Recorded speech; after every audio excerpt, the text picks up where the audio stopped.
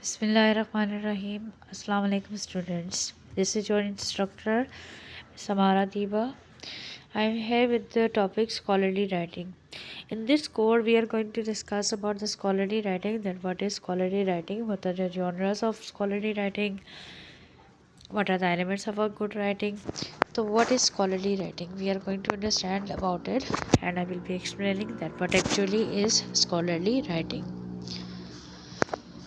Here are the learning objectives that I have written down here. That's what is you will be understanding what is scholarly writing, the types of scholarly writing, what type of work scenario you will be having, solo or group, or what parts, what do you do when you are writing for publication.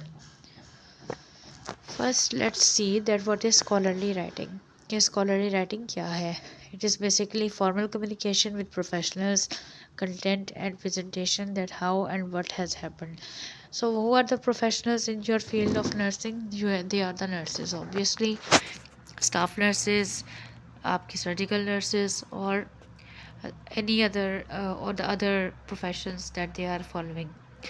You have to keep the audience in mind when you are writing for scholarly purpose. Formal writing कर रहे होते हैं तो आपको अपनी audience को mind में रखना होता है. जस्ट लाइक प्रेजेंटेशन स्किल में हमने डिस्कस किया था that your audience must be in your mind कि आप किसके लिए प्रेजेंट करें. इसी तरीके से स्कॉलरली राइटिंग में आपके माइंड में ये होना चाहिए कि आपकी ऑडियंस कौन है, आपके आर्टिकल को रीड कौन करेगा. Who are the scholars that you are going to read.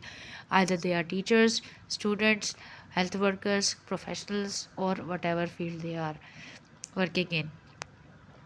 Your content is supported by evidence, credible information जिसमें रेफरेंसेस मौजूद हों. Scholarly writing allows you develop your capacity as a communicator. Obviously when you are writing for scholarly purposes, you are communicating some specific information with the scholarly community. That's why this is a skill and it translates the demands of professional and personal life. Relevance of scholarly writing in the field of nursing, that how scholarly writing is relevant in the field of nursing, or what is the link of nursing field with scholarly writing.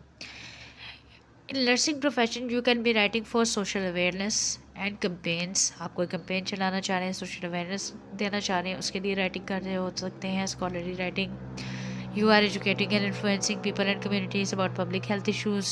Public health issues को address करना है. That's why you are educating and influencing the people and communities. Reflective purposes, to delve upon the expectation from nurse as a professional. कि nurse as a professional जो है वो उनके क्या expectations हैं उनके साथ. Types of scholarly writing, कि what types of scholarly writing you can do or they are available. Reflective purposes होते हैं, based on the purpose that you have. It is divided into 4 categories. That is reflective purpose, that what happened, you are reflecting on it, you are thinking about it. Then critique, you are criticizing someone's previous work. Detailed synthesis, that is a whole research. Then evaluation, evaluate करने के लिए भी आप scholarly writing कर रहे हो सकते हैं. Writing for publication, as a scholar or you are doing a lot of scholarly publications, you are writing for the scholarly purposes. आप publication के लिए लिखते हैं. Publication is not only just for articles or journals, it is also your thesis या project for your degree purposes. So you are writing for publication. Are you thinking about writing a clinical article for publication? Obviously clinical article लिख रहे होंगे तो you can write for general interest nursing journal, कि general purpose के लिए कोई journal है nursing के फील्ड का, उसकी ऑडियंस है, ब्रॉड ऑडियंस है, उसके लिए आप लिख रहे हैं for general purpose. Whereas you can also write for speciality journals that caters nurses focus on caring for specific patient. Specific patients हैं, फॉर एग्जांपल ऑन्कोलॉजी और वुंड केयर के हवाले से जर्नल्स हैं जिसमें आर्टिकल्स पब्लिश किए जाते हैं स्पेसिफिकली इसी फील्ड के. आप उसके लिए भी लिख सकते हैं. Most clinical articles published in general interest journals aim to help nurses understand the clinical presentation and progression of a disease. General interest के लिए आर्टिकल्स जो लिखे जाते हैं वो नर्सेस के लिए होते हैं, जो कि अंडरस्टैंड कर सकें कि क्लिनिकल सेटिंग्स में डिज़ीज़ की क्या प्रोग्रेस है, क्या प्रेजेंटेशन है और किस तरीके से उसके लिए सब्सिक्वेंट केयर प्रोवाइड करनी है for specific patient population.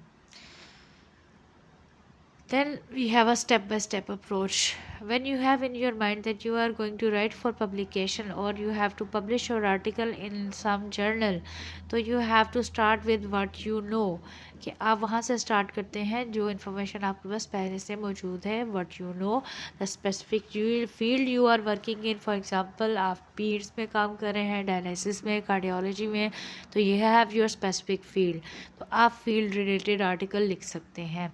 Strive to keep your topic focused रखें अपने टॉपिक को. दैट्स द रीज़न कि आप अपना मैन्युस्क्रिप्ट की लेंथ को कंट्रोल कर सकेंगे, अपने कंटेंट को डिलीवर कर सकेंगे, because you are controlling it focus के साथ. For example, an article about caring for patients with pancreatic disorders is too broad. Pancreatic disorders, a variety of pancreatic disorders हैं, तो ये एक broader topic है. But narrower focus आप इसमें करना चाहोगे तो you can be covering cystic fibrosis. कि cystic fibrosis के ऊपर आपने आर्टिकल लिख दिया तो आपका फोकस हो गया नैरो. अब इस cystic fibrosis को further narrow down करने के लिए आप क्या कर सकते हैं कि you are concentrating on adolescents, कि आपने इस पॉपुलेशन स्पेसिफाई कर दी that you will be working with the adolescents, कि उनमें सिस्टिक फाइब्रोसिस और पैंक्रियाटिक डिसऑर्डर जो है वो किस तरीके से है, या ज़्यादा है, कम है, या उसकी कोई फील्ड आप निकाल लेंगे that you are addressing. Then you can be working as a solo worker, you can be working as a team as well. There are pros and cons to both of things, positives और negatives हर चीज़ के हैं. इसी तरीके से solo और team work के भी pros and cons हैं. ज़्यादातर आपके लेवल के ऊपर पोस्ट आ रहे हैं में आप ग्रुप्स में कर से होते हैं तो टीम वर्क हो रहा होता है. Obviously solo में you have the control. Solo में you have the control of your point of view, that what you want to present, what you want to state. Whereas जब multiple point of views होते हैं team में तो उस वक्त you have to work as a mediator as well. उसमें उन सारे पॉइंट्स को साथ लेके चलना थोड़ा डिफ़िकल्ट हो जाता है. Whereas रिसोर्सेज का पॉइंट ऑफ व्यू से देखा जाए तो रिसोर्सेज अगर आप सिंगल वर्क कर रहे हो तो it will be difficult to access all the available resources, या ज़्यादा से ज़्यादा रिसोर्सेज को एक्सेस करना डिफ़िकल्ट होता है. Whereas ग्रुप वर्क में क्या होता है कि रिसोर्सेज जो है वो डिवाइड हो जाते हैं तो आपके पास ज़्यादा चांस होता है कि आपके पास ज़्यादा रिसोर्स या ज़्यादा अच्छा वर्क आप कर सको. There might be a better presentation in your mind, और प्रेजेंटेशन की time you must be having a good point of view. Points आपके पास ज़्यादा अच्छे हैं लेकिन आप क्योंकि टीम में वर्क कर रहे हैं तो मे बी आपको वो मौका ना मिले कि आप प्रेजेंट करें बिकॉज कोई एक प्रेजेंट कर रहा होगा. Then comes the phase of journal selection. Obviously, you are writing an article, you want to publish something, you want to attain a scholarly title. तो scholarly writing करनी है आपने. Scholarly writing करनी है तो journal में लिखना है, journal select करना है. तो what is the way of selecting a journal? Journal selection में क्या है, you must be very clear about the audience. You must keep in mind that who is the audience. Just like presentation skill हमने जब study किया था तो presentation के लिए हमारे पास ऑडियंस कौन है, we have to keep this in mind. Same is the case with the article writing, कि आपके आर्टिकल को कौन पढ़ने वाला है. Either they are staff nurses, clinical nurse specialist, nurse practitioners, nurse midwifes. Now you can narrow your journal choices to those that are good match for your topic and intended audience. के अब आप journals को narrow down कर लेंगे कि कौन सा आपका specific audience को address कर रहा है. You can expect immediate rejection if your manuscript doesn't match a journal's purpose and readership. Journal के पर्पज़ और रीडर्स के अकॉर्डिंग नहीं है आपका अगर मैन्युस्क्रिप्ट, तो वो रिजेक्ट भी हो सकता है. तो एटलीस्ट 3 to 4 इश्यूज़ जो है किसी भी जर्नल के वो आप चेक करें, उनको पढ़ें, उनके अंदर आप उनके आर्टिकल्स को देखें, उनका कंटेंट जो है वो स्किम एंड स्कैन का प्रोसेस यूज़ करके उसको रीड आउट करें. Then you will be able to understand कि आपने उसके अंदर से क्या निकालना है या उसके अंदर कौन से टॉपिक के रिलेटेड आर्टिकल्स मौजूद हैं. आप भी उसी से रिलेटेड, उसी फील्ड के रिलेटेड टॉपिक को वहाँ पे पब्लिश करवा सकें या अपने फील्ड से रिलेटेड टॉपिक या जर्नल को सर्च कर सकें. आफ्टर सेलेक्टिंग टारगेट जर्नल, जब जर्नल सेलेक्ट हो गया तो read the author guidelines. Author guidelines लाजमी पढ़ें. They are available on the website of the journal. You must be able to understand the directions for formatting, what style of formatting is allowed by that journal. You must comply with it, pages के according. ठीक है. और word limits, अगर page limit है तो वो भी देखें, वर्ड लिमिट है तो वो भी चेक करें. Consider curing the editor with that will make your work more easy, कि आप एडिटर से क्यूरी करें, एडिटर को डायरेक्ट मेल लिखें, उसको कांटेक्ट करें, you can discuss everything with that editor, तो you will have a better understanding. Article types देखते हैं, what article types are there that you can write for और you can write in. Case studies है, how to articles हैं, and clinical reviews. Clinical review articles आप लिख रहे होते हैं अक्सर, तो elements of clinical review article को देखते हैं, that what are the clinical review articles or what are the elements. So clinical review articles typically include the following sections. Critical review article, जो भी आप clinical review लिख रहे होते हैं उसके अंदर आपके पास सबसे पहले आ जाती है etiology. Etiology is the cause or origin of disease, that क्या cause था, क्या origin था disease का. Then pathophysiology, the pathologic and physiologic processes associated with the disease, कि क्या processes थे. एपिडेमियोलॉजी के अंदर आप डिस्कशन करते हैं of disease frequency, number of new cases in a given population, के कितने केसेस आए, प्रिवेलेंस कितने टाइम तक रही, कितने पॉइंट ऑफ टाइम तक जो है ये मौजूद थी ये disease. Clinical presentation, that what are the signs and symptoms of the disease, कि जब क्लिनिक पे वो बंदा आया या डिजीज़ आया तो उसका साइन एंड सिम्टम्स क्या थे. Diagnostics, obviously you will be running the relevant tests, if they are normal or abnormal, laboratory values क्या आई हैं, you will be assessing them. Then it has the portion of treatment and interventions.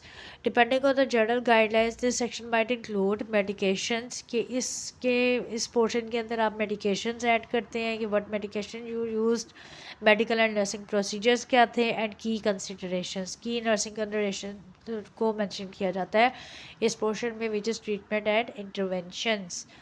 Then patient education is the most important thing. Obviously, this section focuses on key points for patient education. If your article discusses best practices in your setting, कि आपकी setting के अंदर best practices हैं, तो consider including a patient education handout.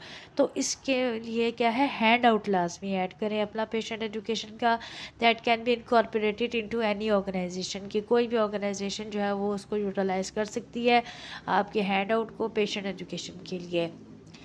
Nursing implications का portion आ जाता है इसमें क्लिनिकल आर्टिकल के अंदर. Includes the nursing processes from assessment to interventions and outcomes, कि उसमें आपने क्या प्रोसेसेस किए, असेस कैसे किया, इंटरवीन कैसे किया, एंड देन द आउटकम्स क्या थे. Some journals want a separate section devoted to nursing implications. So it is according to the demand of the journal कि आप किस तरीके से जो है वो नर्सिंग का सेक्शन लिखते हैं, प्रेजेंट करते हैं, एंड सेपरेट सेक्शन भी मांगा जाता है सम जर्नल्स के अंदर. आई होप कि यहाँ तक क्लैरिफाइड है आपको scholarly writing and what it is. Types journals discuss किए, आर्टिकल टाइप्स डिस्कस किए हमने, एंड उसके पोर्शंस भी. Critical review article clinical review article जो है उसके बारे में हमने डिस्कस किया कि उसके क्या क्या पार्ट्स होते हैं. Hopefully you have understood the thing and everything is clear in this lecture. Thank you. If you have any queries, you can leave the comment. I will be addressing it. Thank you.